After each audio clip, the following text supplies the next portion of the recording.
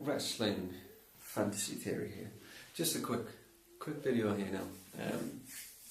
WWE apparently is thinking about bringing back some of the older WCW pay-per-views. And I think it's a good idea. But I don't think they're going to be Raw or SmackDown pay-per-views. I don't think that's going to happen. I think they're all going to be transferred over to NXT. And I think NXT is going to go through its next stage of evolution to become not just the junior brand, but to start coming up on par with SmackDown and Raw, in the eyes of the company. I think that's what's going to happen next. And the reason why I say this is they've recently just announced that all pay-per-views are going to be joint SmackDown and Raw efforts, which is a good idea.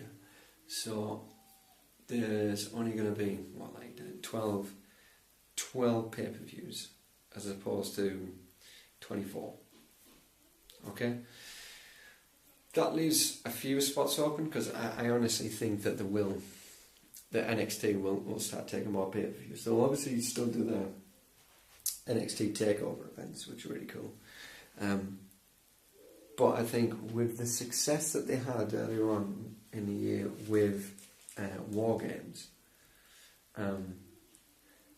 I think that they will start bringing them in. And the ones that I think are going to come into play are, I put any amount of money on the Great American Bash being one of those that becomes an NXT pay-per-view, and Starrcade. Those will be the main two. The Great American Bash and Starrcade are going to be the main two ones that come up next, I think. Then I think Super Brawl is a possibility, and Halloween Havoc. I reckon those will be the pay-per-views that come up that will be NXT pay-per-views over the next few years.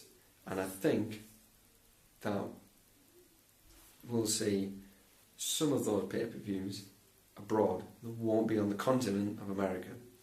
We'll go out to Europe and Australia, maybe even Asia. Who knows? Definitely Europe and possibly Australia. I can definitely see that. And the reason why I say this is because they're always